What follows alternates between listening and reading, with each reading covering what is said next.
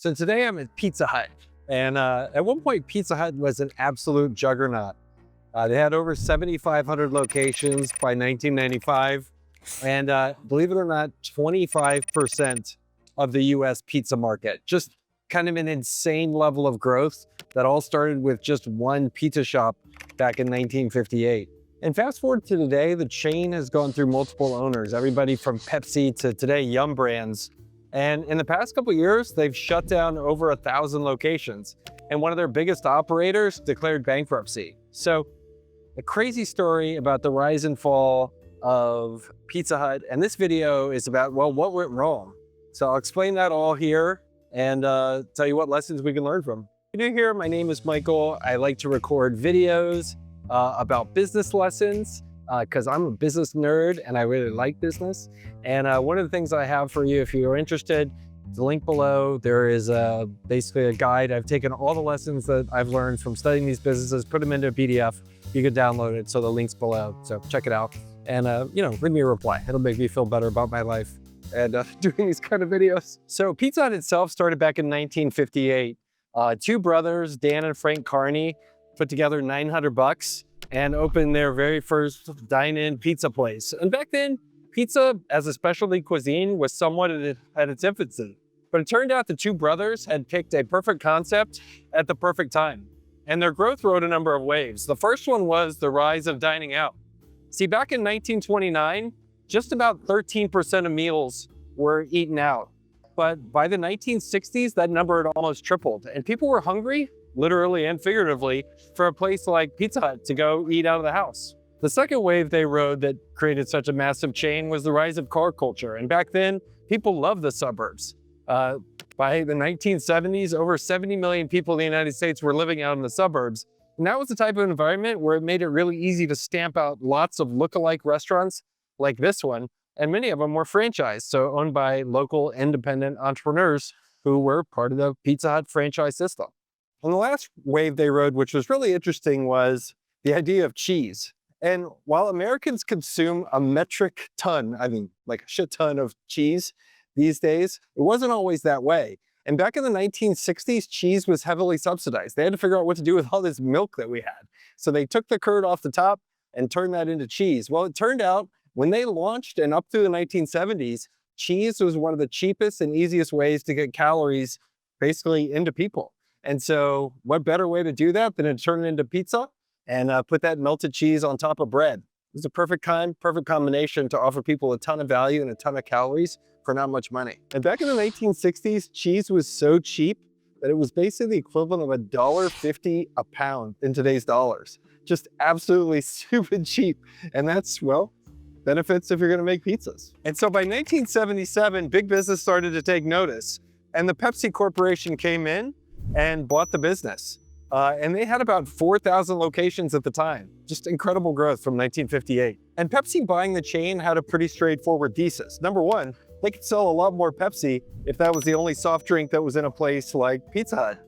Number two, in theory, a chain like Pepsi could bring in a lot more resources, like advertising and expertise. But also important to note, and this will prove important in the story later, is that, well, basically Pizza Hut was a side hustle for Pepsi. And, well, that's dangerous, as we'll discover later on. And so through the 80s and 90s, Pepsi, the owner of basically Pizza Hut, could continue to do a lot of what worked. And their thesis basically made a ton of sense. Back in the 80s and 90s, it was really different than today. People ate out, but they ate in at restaurants. And so they just kept doing more of what worked. And one of the things people like when they go out to a restaurant like Pizza Hut is they like an experience. Well, what better way to provide people with an experience than doing menu gimmicks and lots of innovations around pizza? And it turns out, kind of like Mexican food, you know how you can combine tortillas and cheese and meat and lettuce and tomato in a bunch of different ways? Well, the same thing works with bread, cheese, and tomato sauce. Well, and so they got pretty creative here at the old Pizza Hut. And so these gimmicks worked really, really well. To put it in perspective, one of my favorites was stuffed crust pizza, which is basically the idea that we'll take pizza and we'll stuff some cheese, which you already didn't get enough of on top of the pizza. We'll stuff some more cheese inside the pizza. So you got like super cheese pizza, just kind of crazy. But customers, they freaking loved it. People would show up here at Pizza Hut And it was fun. You pull the crust out and like the cheese pulls apart. Like, man, what better way to entertain your kids if you're out for a pizza night than a gimmick like that?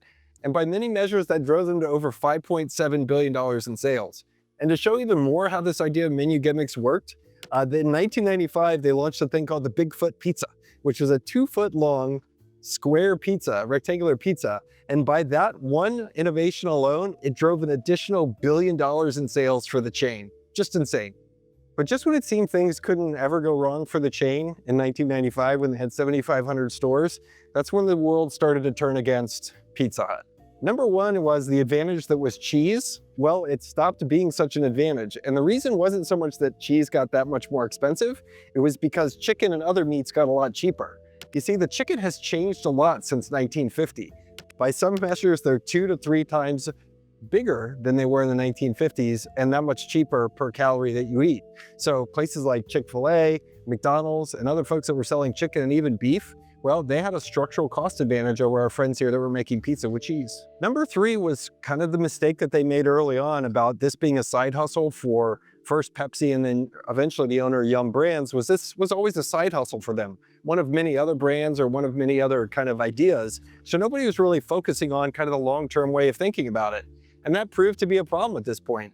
And the reason I wanted to do this video was I was looking around at Google reviews, as one does near my house. And I noticed every single freaking Pizza Hut near my house here in San Antonio has terrible reviews. In fact, I could not find a Pizza Hut in San Antonio with above a 3.9 average in number of stars. And if you know anything about how reviews work on Google Maps and that sort of thing, being below 4 stars means you're basically horrible. And being a side hustle meant that the franchisees and all these different folks, there wasn't somebody there on the corporate side making sure that things were consistent and good. And if you go read the reviews, man, people hate Pizza Hut. Like, they're unhappy with it. They feel like it tastes gross and the service is crappy. And it's to some extent because this was all a side hustle from the beginning. But in terms of what's killing the chain, the biggest thing was none of those things, the biggest thing was actually the change in the pace of life and how we think about stuff in America. And starting in the mid-90s and the late 90s, it seemed like life really sped up. And the idea of spending 3 hours inside of a dining room that's kind of run down like that one with your family, when there's so many other needs that you have, from providing to your kids, to getting them to soccer practice, to all that kind of stuff, like, people just didn't have time to spend 2.5 hours getting a pizza and hanging out and basically having that experience inside a Pizza Hut. And I talked earlier about how Pizza Hut had 25% of the global pizza market at its peak. Well, along came somebody else who was best prepared for this new world, and one that Pizza Hut, well, it turns out, was not prepared to face. And this new competitor was Domino's. And Domino's Pizza had a new CEO in 2010, and they'd been around for a while before that, but their concept was entirely around delivery. They weren't shackled with big kind of dining rooms and real estate like Pizza Hut was. They were totally focused on, how do we get the pizza to your house as quickly as possible and as deliciously as possible? And that's all they did. And as life sped up and the internet started to become a thing and digital started to become a thing, Domino's saw it and Pizza Hut didn't. Domino's went all in on becoming digital. In fact, there's some people that I knew back a few decades ago that joked about how Domino's was a tech company that masqueraded as a pizza company, masquerading as a food company. But in the end, they got it.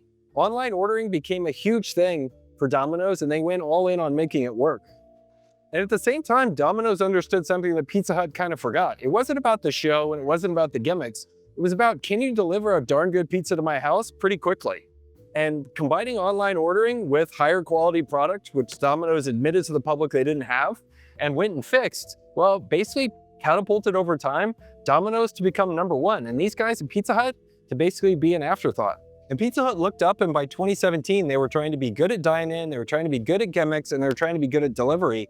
And it turns out when you serve a lot of masters all at once, it's very easy for you to suck at all of those masters. While a Domino's, who's a specialist, they're really, really good at it.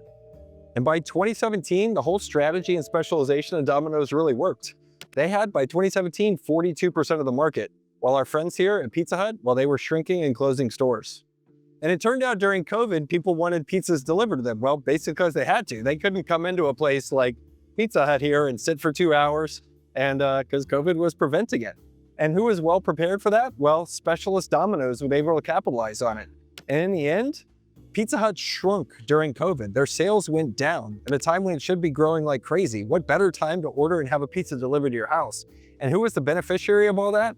Domino's. They took all that market share and grew substantially in double digits during the COVID era.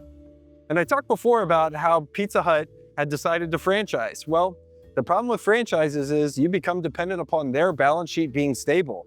And in the case of Pizza Hut, they had allowed one company called NPC to amass a ton of Pizza Hut franchises. And because they weren't capitalized to survive COVID, this particular chain, or people that own this particular chain of Pizza Hut franchises, got into huge trouble and declared bankruptcy. And the lesson from this story is almost always what creates you is what ends up killing you when those dynamics in the marketplace change. Pizza Hut, they bet on dine-in experience, and people stopped wanting to dine in as much inside of restaurants. They bet on franchising, and a lot of those franchises got overextended and let them down. They bet on the suburbs, and people stopped going out as much. They wanted to have things delivered into their house. And they bet on cheese. And eventually, chicken came in, and chicken kind of killed the cheese idea. People don't like it as much. And fast forward today, Pizza Hut's in a battle for its life.